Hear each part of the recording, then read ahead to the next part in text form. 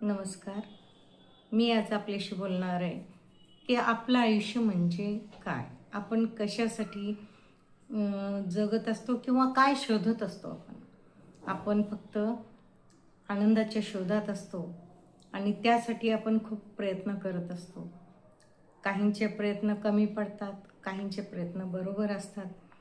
जेव्हा मुलं ठरवतात की नाही माझं पुढचं आयुष्य सुखात जावं ह्याच्यासाठी ते जेव्हा झटतात प्रयत्न करतात, ते जेव्हा ठरवतात की नाही मी आज हे बनणार आहे, मला पुढे जाऊन हे शिकायचं आहे, मला पुढे जाऊन ते शिकायचं आहे, तेव्हा मात्र तुम्ही काही बनणार, उद्या काय बनणार हे आज नाही सांगू शकत.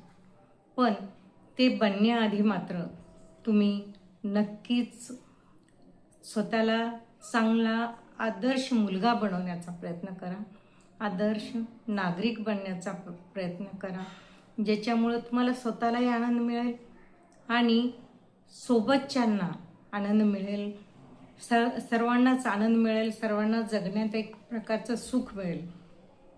तर आपण ठरवतो की जे लोक मोठे झाले, जे लोक पुढे गेलेत, मला सांगावं तेही आपल्यापैकीच आहेत. ते काही वेगळ्या भागातनं आलेले नाहीत स्पेशल, किंवा ते स्पेशल मशीनमधून आलेले नाहीत, किंवा त्यांना असं काही स्पेशल शिक्षण नाही आहे. ते आपल्यापैकीच आहेत. ते देश चालवतात, आपणही आपला देश चालवत असतो.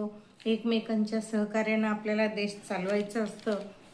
त्यासाठी तुम्ही चांगला नागरिकच बनणं आवश्यक आहे. आणि सर्वात महत्त्वाचं, तुम्हाला जे काही आयुष्यात बनायचं आहे त्याच्यासाठी एक गोष्ट तुम्ही लक्षात ठेवा की तुम्ही या सोशल मीडियाकडे येऊ नका. कारण हा सोशल मीडिया असा आहे की ते कोणालाही आपल्या ध्येयाकडे जाऊ देत नाही. माणूस इथंच गुरफटून राहतो आणि आपलं ध्येय आपल्याला मिळू शकत नाही. त्यामुळे सर्वांचाच आपलं ध्येय आपल्याला नाही सापडल्यास आपला आनंद पण जातो आणि दुःख मिळायला लागतं. ह्याच्यासाठी तुम्ही फक्त आपल्या ध्येयावर एकाग्र व्हा. फक्त ध्येयच डोळ्यासमोर ठेवा, बाकी गोष्टींकडे लक्ष देऊ नका. एकाग्रता, आत्मविश्वास, एकनिष्ठता, ह्या बऱ्याच अशा काही गोष्टी आहेत की ज्यांची आपल्याला खूप गरज असते आणि त्याच्यामुळेच आपण सक्सेस होतो.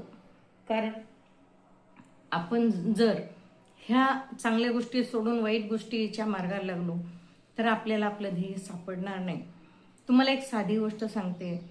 जेव्हा रामाला घर सोडावं लागलं, घराबाहेर जावं लागलं, खरं म्हणजे किती सद्गुणी मुलगा, पण त्याच्यावर अशी वेळ आली की त्याला घर सोडून जावं लागलं आणि सोबत कोण? बायको आणि भाऊ. सांगा किती हिंमत होती त्या माणसात.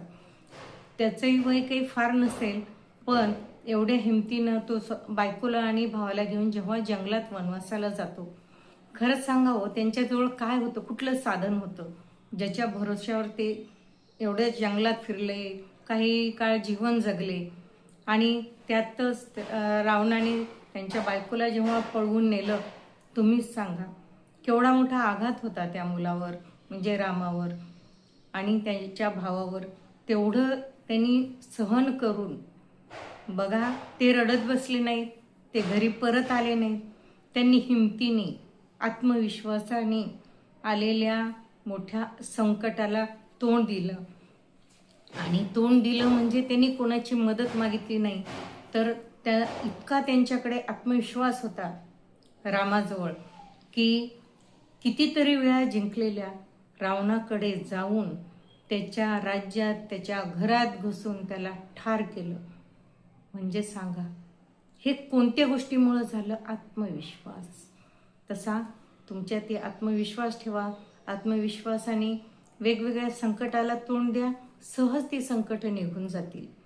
पण कुठलं अवघड वेळ आली, विचार करण्याची वेळ आली, किंवा एखादं संकट आलं, काही होऊ शकतं. माणसाचं कधी मन तुटतं, कधी नाती तुटतात. त्यावेळेस तुम्ही घाबरू नका. आत्मविश्वास ठेवा, एकाग्र व्हा. आणि बऱ्याच काही गोष्टी आहेत की ज्या चांगल्या गोष्टीमुळं आपण चांगलेच बनतो. नक्कीच आपण काही खरंच राम नाही बनू शकणार, पण बनण्याचा प्रयत्न करा. आपण कितपत सक्सेस होतो ते बघा. आणि एकनिष्ठता, आत्मविश्वास ह्या गोष्टी सोबत ठेवून व्यवस्थितपणे आपलं ध्येय गाठण्याचा प्रयत्न करा.